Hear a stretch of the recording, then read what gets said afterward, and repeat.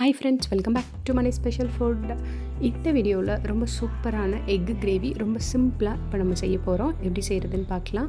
First நான் இங்கே ஒரு பேன் அடுப்பில் வச்சுக்கிறேன். அது சூடானதும் அதில் ஒரு 3 டீஸ்பூன் கிட்ட ஆயில் சேர்த்துக்கலாம்.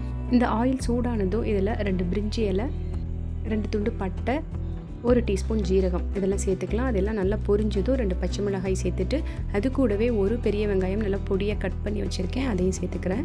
வெங்காயத்தை சேர்த்து நல்லா இந்த மாதிரி கலந்து விடலாம். வெங்காயம் கொஞ்சம் வதங்கட்டும். அது கூட ஒரு கொத்து கருவேப்பிலை இலையும் சேர்த்துக்கலாம். இந்த வெங்காயம் நல்லா வதங்கினதும் இது கூட 2 டீஸ்பூன் இஞ்சி பூண்டு பேஸ்ட்டு சேர்த்துக்கிறேன்.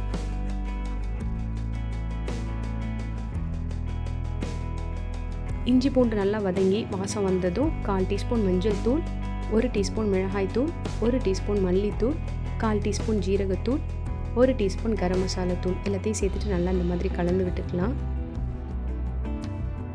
அடுத்து இது கூட நல்லா 1 கப் அளவுக்கு ஃப்ரெஷ்ஷான தயிர் சேர்த்துப்போம். தயிர் சேர்த்துட்டு நல்லா கலந்து விட்டுக்கலாம் அந்த மசாலாஸ் கூட.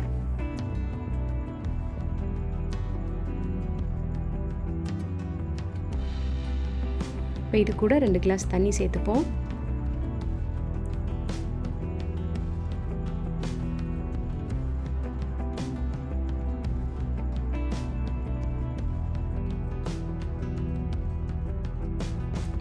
தண்ணி சேர்த்துட்டு இந்த கிரேவிக்கு தேவையான உப்பும் சேர்த்துட்டு நல்லா கலந்து விட்டுட்டு அடுப்பு மீடியம் ஃப்ளேமில் வச்சு அப்படியே மூடி வச்சிடலாம்.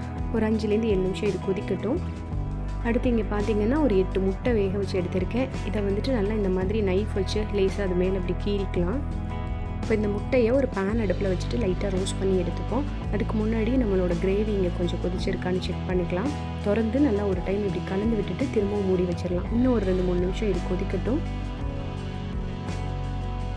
இப்போ நான் இன்னொரு பேன் அடுப்பில் வச்சுட்டு அதில் 1/2 டீஸ்பூன் ஆயில் சேர்த்துட்டு 1/4 டீஸ்பூன் மஞ்சள் தூள், 1/2 டீஸ்பூன் மிளகாய் தூள், 1/4 டீஸ்பூன் மிளகுத்தூள், 1/4 டீஸ்பூன் ஜீரகத்தூள், கொஞ்சமாக உப்பு, ஒரு 1/4 டீஸ்பூன் உப்பு இதெல்லாம் சேர்த்துட்டு நல்லா இந்த மாதிரி இப்படியே கலந்து விட்டுட்டு இப்போ நம்ம இங்கே வேக வச்சுருக்க அந்த முட்டையை இது கூட சேர்த்து லைட்டாக அப்படியே ரோஸ்ட் பண்ணிடலாம். லோ ஃப்ளேம்லேயே வச்சு இந்த மாதிரி மிக்ஸ் பண்ணி விட்டுட்டு இதை எடுத்து நம்ம இங்கே ரெடி பண்ணி வச்சுருக்க அந்த கிரேவியில் சேர்த்துக்கலாம். கிரேவி நமக்கு ஆல்மோஸ்ட் நல்லாவே குக் ஆகிடுச்சு. இப்போ இந்த ரோஸ்ட் பண்ண முட்டையை எடுத்து நம்ம இது கூட சேர்த்துடலாம். சேர்த்துட்டு ஒரு கையளவுக்கு கொத்தமல்லி இலை தூவி அப்படியே ஸ்டவ்வை ஆஃப் பண்ணிட்டோன்னா அருமையான முட்டை கிரேவி சிம்பிளான மெத்தடில் அழகாக ரெடி ஆகிடுச்சு. நீங்களும் ஒரு டைம் ட்ரை பண்ணி பாருங்கள். இதே மாதிரி ஒரு சூப்பரான ரெசிபியோடு நம்ம அடுத்த வீடியோவில் பார்க்கலாம். Bye bye.